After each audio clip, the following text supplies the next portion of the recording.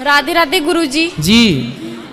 गुरुजी मैं अपने पति जी से बहुत परेशान रहती हूँ। शराब पीते हैं, मारते पीटते हैं। कहाँ है?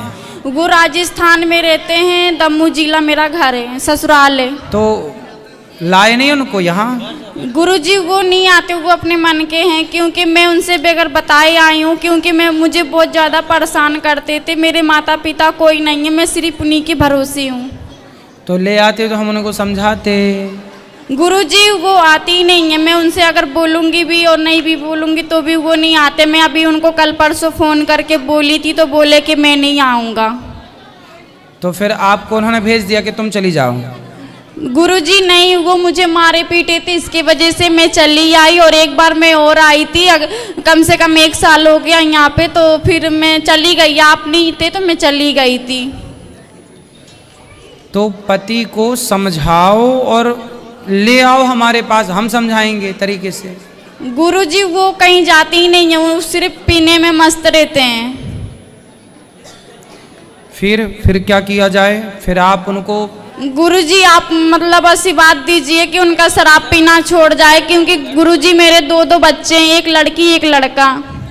शराब पीना तो देखो आशीर्वाद से छूटता तो हमारा आशीर्वाद है ही है, सब संतों का आशीर्वाद है। सत्संग से छूटेगा ना बेटा शराब। जब सत्संग, जैसे अंधकार को मिटाने के लिए दीपक जलाना पड़ता है, ऐसे ये शराब इत्यादि अंधकार में जो पड़ा हुआ है उसके लिए ज्ञान की रोशनी चाहिए, ज्ञान का दिया चाहिए। क्योंकि गुरुजी मैं गांव में रहती हूँ उनके साथ में, तो भी अच्छा एक काम करो, आप पत्नी हैं, आप अपने पति से इतना प्रेम करो, अर्थात अपने प्रेम में इतना उसको अपनी ओर खींचो कि फिर वो आपके हिसाब से चले। ऐसा नहीं हो सकता। बहुत सारी पत्नियां तो पतियों को उंगलियों पर नचाती हैं। गुरुजी वो हमारा सुनते ही नहीं है। और एक तो ये तो बात कुछ ऐसा करो ना कि वो आपकी सुने। आप पत्नी हैं और उसकी, उसको स्त्री ना पति को चाहे पुरुष को चाहे तो उंगलियों पर नचाए, तो आप नचाओ।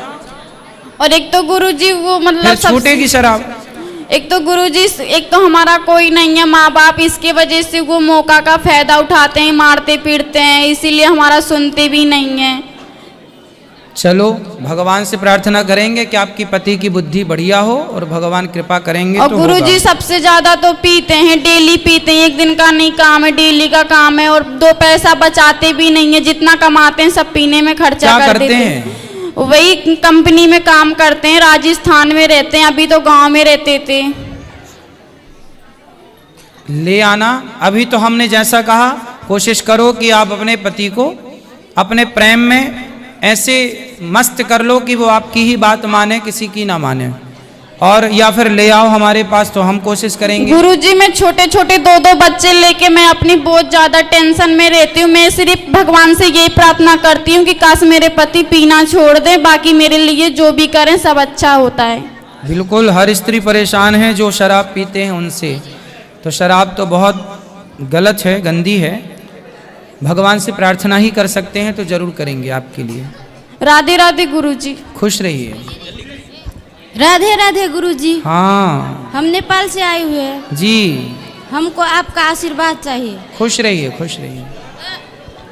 राधे राधे गुरुजी। जी गुरुजी मेरा एक प्रश्न है कि जो ब्रज की जो माटी घर लेके जाना चाहिए कि नहीं लेके जाना चाहिए? प्रणाम करना चाहिए यहीं पे। यहाँ की मिट्टी को यहाँ से बाहर नहीं ले जाना चाहिए। अगर हम अपने घर लेके जाते हैं तो कुछ मतलब अच्छा तो रहता है ना? ब्रज की माटी को ब्रज में ही रहने दिया जाए। प्रसाद के रूप में आप ले जाएं तो फिर बाद में जब आए तो लेके फिर वापस ले आएं, और फिर ऐसा कर लें। ब्रज की माटी को ब्रज में ही रहने दें, यहीं प्रणाम करें। यहाँ की माटी भी, आप ये बताओ कि यहाँ आने के बाद आपको जाने का मन करता है? नहीं गुरुजी। फिर तो जब आपको मन नहीं करता तो यहाँ की माटी को भी यहाँ से बाहर जाने का मन नहीं करता ना। वो यहाँ की माटी भी बड़ी भाग्यशाली है कि वो यहाँ की माटी है, इसलिए उस माटी को, उस रज को यहीं प्रणाम करो। धन्यवाद। राधे राधे गुरुजी। खुश रहो। राधे राधे गुरुजी। जी मैं बिहार से आई हूँ, कुछ देना चाहती हूँ दक्षिणा। अभी मिलेंगे तो आप दे देना। खुश रहो, अभी मिलेंगे। अभी प्रभु जी राधा वल्लभ श्री हरिवंश। श्री हरिवंश। प्रभु जी मैंने 2020 में एक मकान लिया था, उसका कर्जा मैं अभी तक नहीं चुका पाया हूँ, और मेरी दुकान की कमाई भी अच्छी होती है। मुझे ये समझ में नहीं आता मैं किस तरीके से अपना कर्जा मुक्त हूँ। कर्जा मुक्त होना चाहते हैं? हाँ जी। कितना कर्जा है?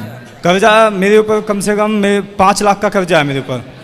और कमाते कितना हो? कमाता हूँ मैं कम से कम 50 के आसपास कमा लेता हूँ। 50,000 रुपये हाँ जी। महीना? हाँ जी। तो फिर क्या दिक्कत है? प्रभु जी कि खर्चे इतने समझ में नहीं आता है। तो कहाँ खर्चे करते हो? दुकान मेरी रेंट पे है, मकान है, बच्चे तीनों प्राइवेट स्कूल में पढ़ते हैं, 3 बच्चे हैं, बेटी है 9 साल की, बेटा है 9 साल का, एक छोटा बेटा है।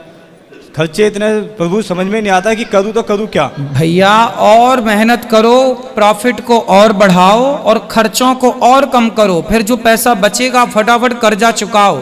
कर्जा आज महाभारत में एक बार यक्ष ने धर्मराज युधिष्ठिर से पूछा कि सबसे सुखी व्यक्ति कौन है? हाँ जी प्रभु।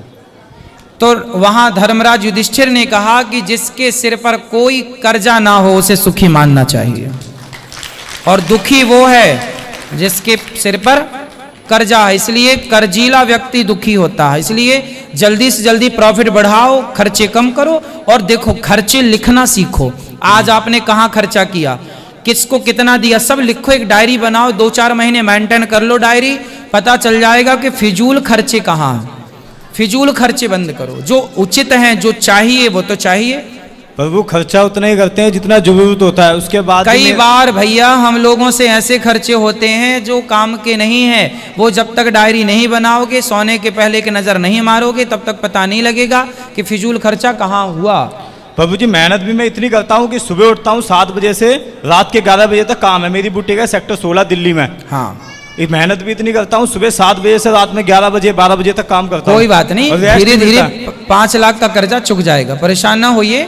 थोड़ा और प्रयास कीजिए, जितना आप कर सके, बाकी चुक जाएगा। फिर बचा कितना पाते हैं 50,000 में से? प्रभु जी एक पाई के लिए परेशान हो जाता हूँ कई बार, एक पाई के लिए। मतलब पैसा इधर से आता है और इधर से निकल जाता है, पैसा बचता नहीं है प्रभु। फिर भी बचाना है। गृहस्थ हो ना? हाँ जी। गृहस्थ हो तो गृहस्थ क्या करता है? गृहस्थ को पैसे के 4 भाग करने चाहिए। क्या क्या करना चाहिए? जो हम कमाते हैं, पहला उस कमाई से हमें भविष्य के लिए कुछ पैसा रख देना चाहिए सुरक्षित। जैसे आप 50,000 कमाते हो तो ये थिंकिंग बना लो कि आप 50 नहीं कमाते, आप 30,000 कमाते हो या 40 कमाते हो, 10,000 20,000, इस थिंकिंग से सोचो। यहाँ बहुत लोग ऐसे बैठे हैं जो महीने का 30,000 कमाते हैं, यहाँ बहुत लोग ऐसे बैठे हैं जो महीने का 20,000 कमाते हैं और 20,000 में अपने घर के सारे खर्चे पूरी करते हैं। आप तो फिर भी 50 कमाते हो। जब तक कर्जा नहीं चुक जाए तब तक ये थिंकिंग बनाओ कि हमें 20,000 मिल रहा है महीने का और 30,000, या फिर 30,000 मिल रहा है, 20,000 भूल जाओ और पूरा का पूरा उठा के रखो। हमें कमाई का कुछ हिस्सा भविष्य के लिए रखना चाहिए, कमाई का कुछ हिस्सा उसमें लगाना चाहिए जिससे कमाई हो रही है। व्यापार है तो व्यापार में, तीसरा हिस्सा अपने परिवार में खर्च करना चाहिए, दाल चावल सब्जी रोटी में, और चौथा हिस्सा परोपकार के लिए रखना चाहिए। पर अभी आपके कर्जा है तो परोपकार का हिस्सा भी आप कर्जा चुकाने में लगाओ। बाद में फिर 100 रुपये कमाओ तो 2 रुपये की रोटी किसी को खवा देने से ना 98 रुपये शुद्ध हो जाते हैं। प्रभु मेरे द्वार पे कोई आ जाता है, मैं कभी किसी को खाली नहीं जाने देता। फिर ठीक है, किसी वेश में आ जाए। अब आप ये सोचेंगे कि आपको 30,000 रुपये मिलते हैं, ठीक है, 20,000 भूल जाओ, अपने दिमाग से निकाल दो कि आप 50,000 कमाते हैं, 30,000 कमाता हूँ, 20,000 कर्जा के लिए रखूंगा हर हाल में। ऐसे पक्के मन से करोगे तो चुक जाएगा। प्रभु 10 साल की लड़की हो गई, एक फूटी कोड़ी नहीं है घर में, बैग में भी नहीं है प्रभु। लड़की जिसने दी है वही आगे की उसकी व्यवस्था करेगा, उसकी चिंता ना करो, आप अपना कर्म करते रहो।